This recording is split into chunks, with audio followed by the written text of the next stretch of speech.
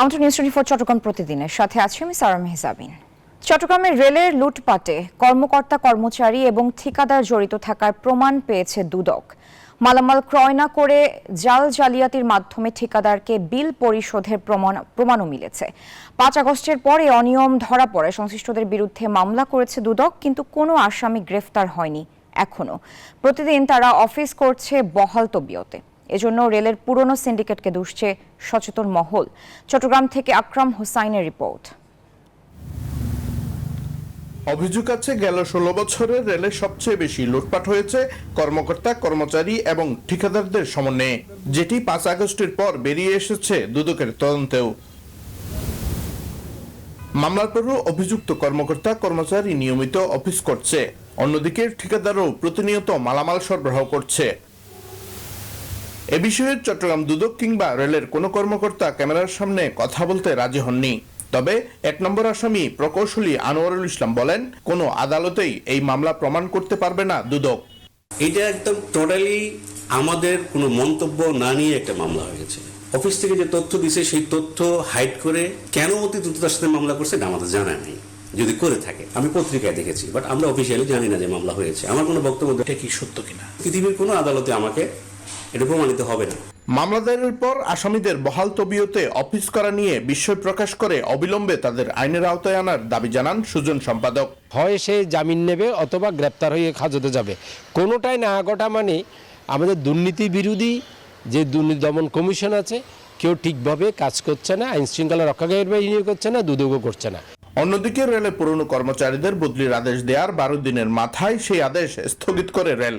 এ বিষয়ে সুজন সম্পাদক বলেন, রেলে পুরনো সিন্ডিকেট এখনো শক্তিশালী, তারা প্রভাব বিস্তার করে এই আদেশ স্থগিত করেছে। আগে যে সিন্ডিকেটগুলো দুর্নীতি অনিয়ম করেছে তারা দাপুটে মানুষ, এখনো তারা শক্তিশালী, এখনো ক্ষমতাবান, ফলত তারা প্রভাব বিস্তার করে সেটা বাতিল করিয়েছে, স্থগিত করিয়েছে। গত 14 নভেম্বর রেলে কর্মরত বিভিন্ন দপ্তরে 3 বছরের অধিক সময়ে কর্মরত কর্মচারীদের বদলি এবং পদায়নের ব্যবস্থা গ্রহণ করে 7 কর্মদিবসের মধ্যে বাস্তবায়নের আদেশ দেয়া হয়। কিন্তু গেল 26 নভেম্বর আরেক আদেশে পূর্বের আদেশ স্থগিত করে রেল। আকরাম হোসাইন, নিউজ 24, চট্টগ্রাম। রমজানকে সামনে রেখে প্রশাসনের নজরদারির মধ্যেও চট্টগ্রামে বাজারে হু হু করে বাড়ছে সব ধরনের পণ্যের সরবরাহ বেড়েছে। ছোলা বিক্রি হচ্ছে 110 থেকে 120 টাকা কেজি। মসুর ডাল, ছোলার ডাল সহ সব ধরনের নিত্যপণ্যের দাম পাইকারিতে কিছুটা কম হলেও খুচরা বাজারে দাম চড়া। কমেনি সব ধরনের চালের দামও। বেড়েছে খেজুরের দাম, কেজি প্রতি বিক্রি হচ্ছে 350 থেকে 3000 টাকা পর্যন্ত। তবে নিত্যপণ্যের দাম নিয়ন্ত্রণে রাখতে কঠোর অবস্থানে রয়েছে প্রশাসন।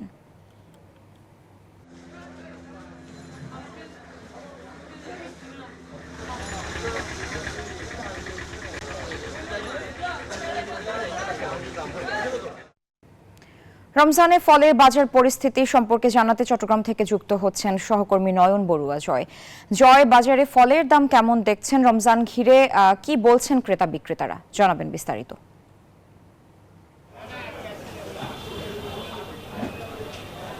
ধন্যবাদ স্যার আপনাকে। আপনি যথার্থ বলছেন যে রমজানের বাকি আর কয়েকদিন, তো যখন রমজান শুরু হয় তখন কিন্তু আমরা দেখি ফলের দামটা কিন্তু অনেকটা বেড়েছে, যেহেতু ও সময় ফলেরও চাহিদা থাকে। ইফতারের সময় সবাই ফল নেয়, তো বিভিন্ন ফলগুলোর দিকে সবারই কিন্তু নজর থাকে। তো এই কারণে কিন্তু আমরা দেখছি এখন থেকে বিভিন্ন বিদেশি ফলগুলো এখানে কমলা থেকে নিয়ে আঙ্গুর, আপেল সবগুলোর দাম কিন্তু আমরা দেখছি এখন অনেক বেড়েছে। যেখানে কালো রঙের যে আঙ্গুরটি, এই আঙ্গুর কিন্তু বিক্রি করা হচ্ছে 450 থেকে 500 টাকা পর্যন্ত তারা বিক্রি করছে। একই সাথে মালটার দামও কিন্তু তারা অনেক বেশি নিচ্ছে। সবচেয়ে বেশি দাম আমরা দেখছি এখন আপেলের, তো 300 থেকে 350 টাকা করে কেজিতে তারা বিক্রি করছে। একই সাথে আমাদের দেশীয় যে তরমুজ আমরা দেখছি, বিদেশি ফলের দাম যেহেতু বেশি, তার কারণে তরমুজের দামটা কিন্তু আমরা দেখছি এখন দামটা বেশি হলেও কিন্তু দেখা যাচ্ছে দেশীয় ফলগুলো। একই সাথে যে আমরা একটু দেখানোর চেষ্টা করছি খেজুরের দাম, খেজুরও কিন্তু অনেক বেড়েছে। দেখতে পাচ্ছেন খেজুরের কোনো কমতি নেই, তবে খেজুরের দামটা অনেক বেড়ে গেছে, যেহেতু রমজানে সবচেয়ে বেশি প্রয়োজন হয় খেজুর। তো এখন সেই সুযোগটাকে কাজে লাগিয়ে যারা ব্যবসায়ী তারা কিন্তু খেজুরের দামটা অনেকটা বাড়িয়ে দিয়েছে। এই ছিল আমার এখানকার সর্বশেষ। ফিরে যাচ্ছে স্টুডিওতে সারার কাছে। জয়, আপনাকে ধন্যবাদ।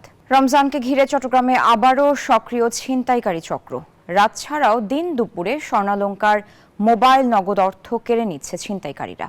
তাদের দাপটে দিশেহারা নগরবাসী। ছিনতাইকারী চক্রের হাতে আহত হয়েছেন 2 পুলিশ সদস্য। তবে অপরাধী যেই হোক না কেন তাদের ছাড় দেওয়া হবে না বলে হুঁশিয়ারি দিয়েছে পুলিশ। এদিকে চান্দগাঁও এলাকা থেকে কয়েকদিনে 153 জন ছিনতাইকারীকে গ্রেফতার করা হয়েছে। রতন দাসের ছবিতে চট্টগ্রাম থেকে নয়ন বড়ুয়া জয় রিপোর্ট, দেখুন বিস্তারিত।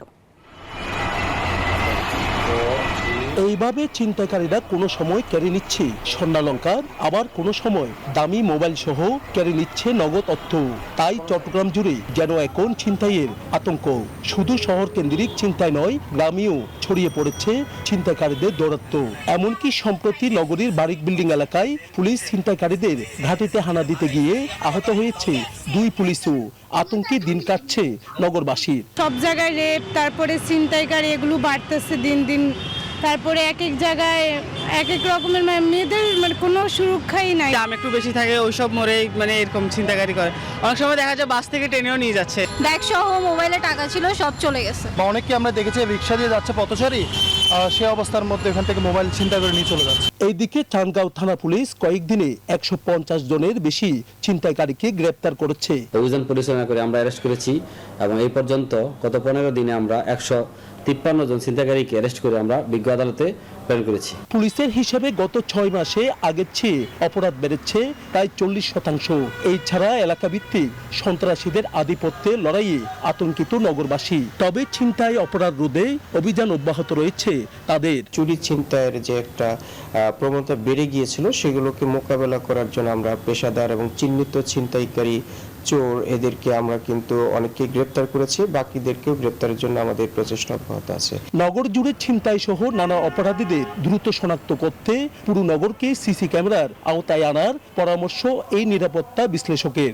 আমাদের জাতীয় নিরাপত্তাকে এবং সেখানে যারা বিদেশি বিনিয়োগকারী যারা আসবে তাদের নিরাপত্তা নিশ্চিত করার জন্য আমাদের গোয়েন্দা তৎপরতার অংশ হিসেবে প্রতিটা ইম্পর্টেন্ট জায়গা না, পুরা শহরকে সিসিটিভির ক্যামেরা আওতায় আনা আমাদের একেবারেই কর্তব্য হয়ে দাঁড়িয়েছে। তবে নগর জুড়ে বসানো পুলিশের সিসি ক্যামেরা বেশিরভাগ অচল থাকায় বাড়ছে অপরাধ সহ ছিনতাই, এমন ধারণা সংশ্লিষ্টদের। নয়ন বড়ুয়া জয়, নিউজ 24, চট্টগ্রাম। খাগড়াছড়িতে আনসার ও গ্রাম প্রতিরক্ষা বাহিনীর জেলা সমাবেশ অনুষ্ঠিত হয়েছে। দুপুরে খাগড়াছড়ি পার্বত্য জেলার আয়োজনে জেলা টাউন হলে সমাবেশের আয়োজন করা হয়। এতে প্রধান অতিথি ছিলেন Khagrachari region commander brigadier general Sharif Mohammad Aman Hasan. সমাবেশ শেষে আনসার ভিডিপি সদস্যদের কর্মদক্ষতার উপর ভিত্তি করে বিভিন্ন ক্যাটাগরিতে পুরস্কার দেওয়া হয়।